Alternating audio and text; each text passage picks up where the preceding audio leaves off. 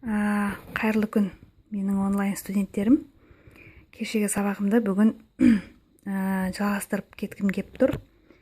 Себебі мен кеше сіздерге бір сөздің аудармасын қате айтып жібердім. Егер естеріңізде болса, біз кеше chief деген сөзді өткен, біз осының алдына сабақта, chief. Мен оны сіздерге аспаз деп аударып жібердім. Ол үшін кешірім сұраймын. Аспазымыз бізде шеф. Аспаз, chief, басшы, көшбасшы, бастап жүру, жетекші дегенді білдіреді. Chief, шеф. Өздеріңіз қарап тұрсаңыздар, бұлардың жазылулары ұқсас, тек қана шеф, аспазшы деген сөзде бір ғана әріп жетіспейді. Жалпы ағылшын тілінде айтылу жағынан да, жазылу жағынан да бір-біріне ұқсас, бірақ мағыналары бөлек сөздер көп. Бүгінгі сабағымды мен осындай сөздерге арнадым. Осы өзімнің қатемесіме түсіп, сонан кейін мен сіздерге осындай жазылулары, айтылулары ұқсас, бірақ мағыналары бөлек сөздерге мән бере кетуді бүгінгі сабақта жөн көрдім. Егер де кішкене ғана бір дыбысты дұрыс айтпасаңыз, бір әріпті дұрыс айтпасаңыз, ол сөздің мағынасы мүлде өзгеріп кетеді. Мысал үшін, мына сөз staff деп оқылады. Staff. Бұл ұжым, коллектив дегенді білдіреді. Staff. Персонал, ұжым, коллектив. Ал мына сөз staff. Бұл кез келген бір зат, бір нәрсе дегенді білдіреді. Менің осындай заттарым бар, бір нәрсе, заттар дегенді білдіреді. Ол staff деп айтылады, ал мынау staff. Ұжым жиналысы дегенді staff meeting деп айтамыз. Meeting деген сияқты, meeting деген сөзден шығып тұрған. Staff meeting. Сіз егер staff meeting десеңіз, онда ол дұрыс емес. Келесі сөз meet. Оның қарсыласы да meet. Тек жазулары бөлек. Мына жерде e әріпі тұр, мұнда екі i тұр. Бірінші meat, ет дегенді білдіреді. Кәдімгі өзіміз жейтін ет. Meat. I like meat. Маған ет ұнайды. Мен етті жақсы көремін. I like meat. Ал мынау meet, қарсы алу. Біреуді күтіп алу, тосып алу, қарсы алу, meet. Келесі сөзіміз beer. Бұл сыра деп аударылады. Сыра. Ал оның қарсыласы bear.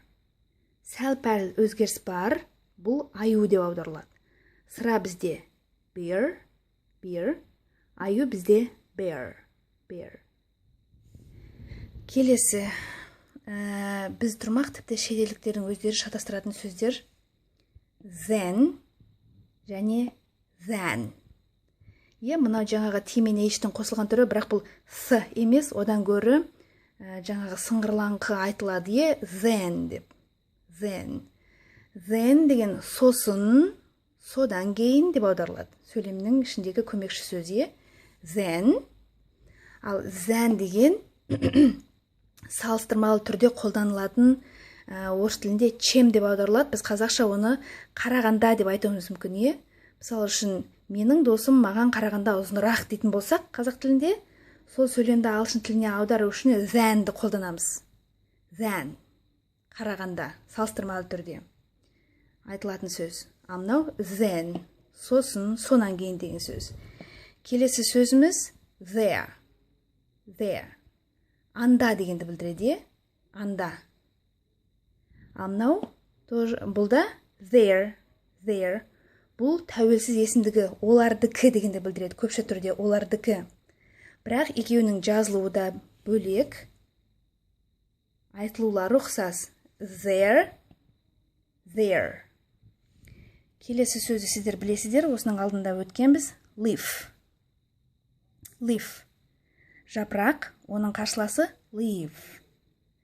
Бір нәрсеңізді бір жерге қалдырып кету, немесе бір жерден кету, leave.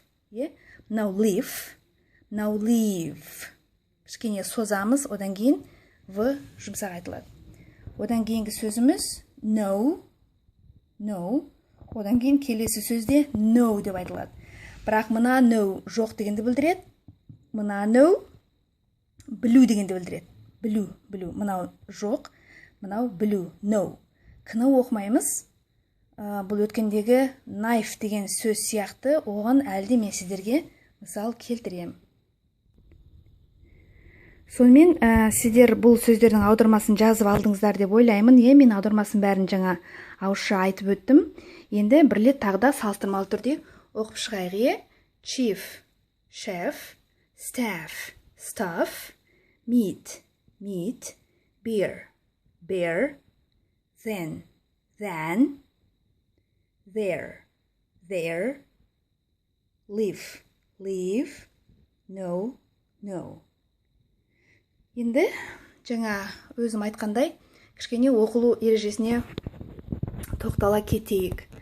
К әрпі жазылып, бірақ оқылмайтын сөздер. Кешегі айтып кеткен пышақ сөзі, knife. Knife деп оқымаймыз, knife. Жаңа ғана өзіміз өткен know сөзі. No деп айтамыз, бірақ know деп жазамыз. Бұл білу дегенді білдіреді. I know English. Мен ағылшынша білемін. Мысалы үшін, I know English. Келесі сөзіміз night. Егерде кысы жазылатында night деген сөз бар естеріңізде болса, ол түн дегенді білдіреді. Night. Бұдан бұрын сабақтарда айтқанмын,